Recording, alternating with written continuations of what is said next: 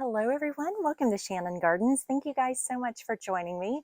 So today I wanted to catch you guys up a bit on what I've had going on in the garden. I've been hard at work moving plants and dividing some plants, and then I'm actually adding a few perennials today as well. So I wanted to share with you some of the perennials that I've divided and what those look like in bloom, as well as the ones I'm adding today. I've got 3 new ones that I've never planted before, so I'm super excited about that and wanted to share those with you guys and show you what I've been moving and just the general overall view of what's been going on here the last couple of weeks, and really trying to take advantage of the spring weather and get things done. So I wanted to first show you the perennials that I'm adding to the garden. I'm super excited about this.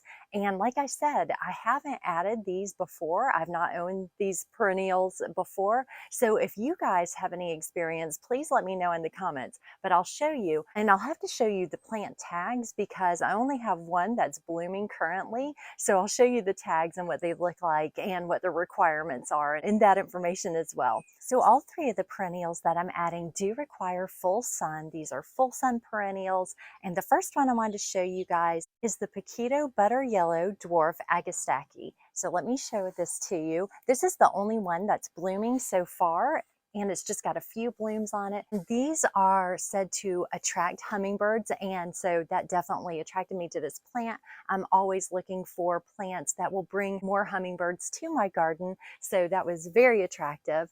This is a dwarf, so it grows 13 inches tall and 15 inches wide. It is full sun and it is good in zones 5 through 10. The next plant is a Harlequin Pink Beard Tongue, and I'll show you guys the plant here.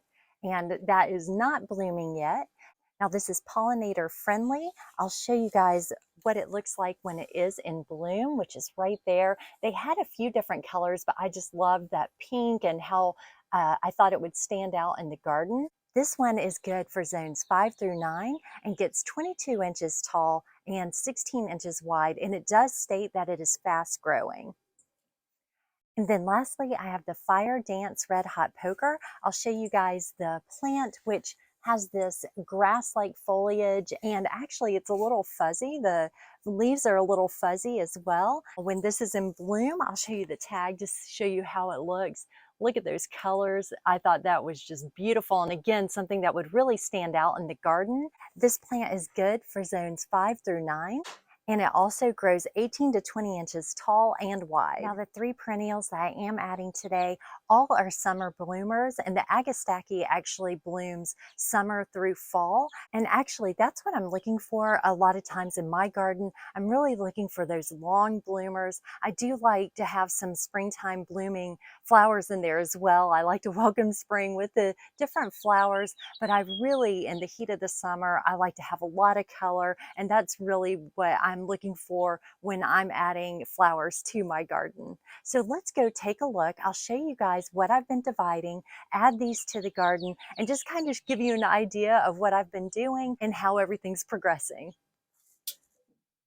So first I wanted to show you guys the garden phlox that I have planted. This is something that I've been dividing, and I actually have this planted underneath a weeping holly here. I'll show you guys.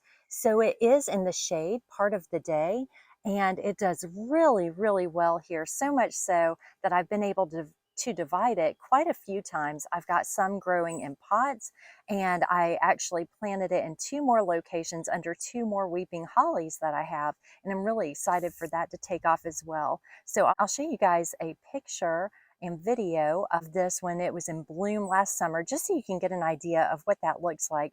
But again, this is something that I probably originally started out with 2 plants, and then over the years have just continued to divide and make more and more plants and put them around the yard and in my containers as well. I also have an existing clematis plant that had a few sprigs that had dropped near the base of the main plant that I was able to dig up and relocate to an existing arbor right here. And although this doesn't look very attractive right now, this is a hydrangea that I've moved to what I believe is going to be a better location than where I originally had it. And so I've moved that as well as a couple of rose bushes. Now this is another plant that I am moving today. This is a Gara, or whirling butterflies, and this is a plant that has self-seeded, and I recognize the leaves, put it in a pot, pulled it up by its roots and put it in a pot a couple of seasons ago. It has consistently grown in this pot, and this year I've decided to move it out of the pot now that it is a full-grown plant and plant it in my garden.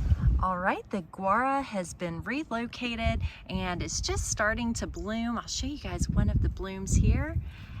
And so, like I said, this is a plant that came from an original plant that dropped its seeds, and I actually have been able to create several plants from that original one. And I just put it in a container, and as it developed and grew, kept it in that container for a couple of seasons, although I could have moved it sooner, but I just left it where it was, and now I have relocated it to my garden. All right, you guys, so I have my 3 new perennials planted. The first one is the Agastaki with its cute little yellow bloom, and I thought that that would play off nicely to the sunset horizon rose that I have in the backdrop here with that beautiful yellow as well. I recently did a video on roses and featured this rose, and I'll put a link in the description if you guys would care to look at that as well. But I've got this planted there. And then I also have the beard tongue planted, and that is planted right next to a recently transplanted butterfly weed, which has that bright orange yellow bloom, and then it's going to be coupled with the pink bloom of the beard tongue, and that is across the walkway from the roses that I just showed you. So again, kind of tying in that pink and yellow theme in this area. And then I have the Fire Dance Red Hot Poker planted as well, and I cannot wait to see that one in bloom. Thank you guys so much for joining me. I'm so excited to show you the garden and how it's progressing and what I've added and changes I'm making. And we'll continue to share that with you guys as we go through the season. So thank you so much again. Please make sure to like and subscribe. And until next time, happy gardening and goodbye.